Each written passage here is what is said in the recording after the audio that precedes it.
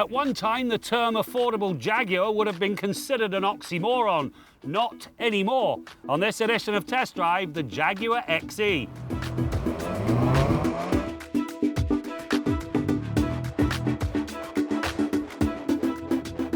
The Jaguar XE arrives as both an upstart and a very well-conceived sedan. It has looks and presence in a tight package that's equal measures of sports car and luxurious sedan.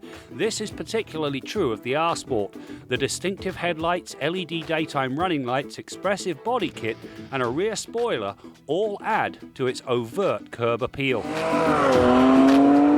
The cabin of this XE is in keeping with things Jaguar. Nice materials and comfortable seats. Now the instrumentation, a little bit old school, but at long last they've cleaned up their act when it comes to the infotainment system. If you go with a tech pack, you get a 10.2-inch screen that recognizes both pinch and swipe gestures. It brings it into the here and now, and it's certainly much faster than the old systems. The two things I didn't like: first of all, the head-up display is Mickey Mouse, and then you've got the heated windshield.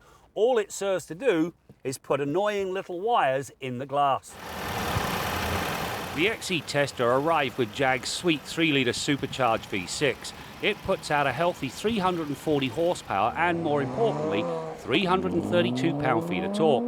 This gives the XE a strong launch off the line and a powerful mid-range.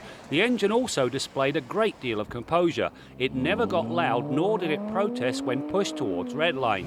The 8-speed manumatic transmission certainly helps the sporty cause, as it has 6 performance gears. The other 2 cogs look after economy and highway cruising. When this supercharged V6 is along for the ride, this XE will take you to 100k in 5.4 seconds, which is pretty darn quick. However, if you happen to be into fuel efficiency, there is a diesel engine option. Now it puts out 180 horsepower, but it also puts out 318 pound-feet of torque at 1750 RPM. Yes, it's a little slower, taking 7.9 seconds to get to 100k, but the upside: it returns a combined average of 6.9 litres per 100 kilometres. The XE's aluminum chassis and 50-50 weight distribution build on the suspension's ability. In the tester's case, it was the optional adaptive suspension. It adds a great deal to the road manners. In comfort, it wafts along nicely. Pick dynamic and it hunkers down and attacks a corner with a rare fervour.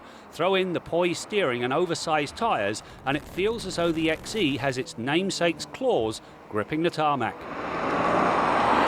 The back seat of this XE is actually quite accommodating for 2 adults. Forget the third, because they have to sit on a dome and you've got the centre console. In terms of space, decent headroom, and as long as the front seats aren't all the way back, you've got decent legroom. All in all, it's a livable package, and if you go behind, you've got 450 litres of trunk space. Helping the handling is the fact the XE drives all 4 wheels through an advanced all-wheel drive system. It is capable of splitting the power 50-50 front to rear, or sending as much as 90% to the front or rear wheels.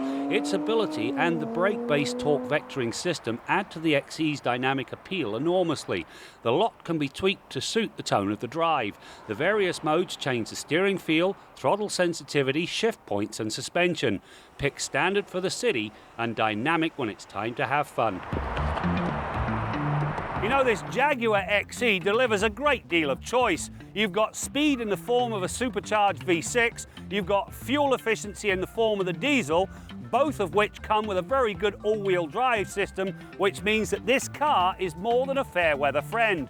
Throw in the cabin and you've got a complete package. However, the icing on the cake has to be the pricing.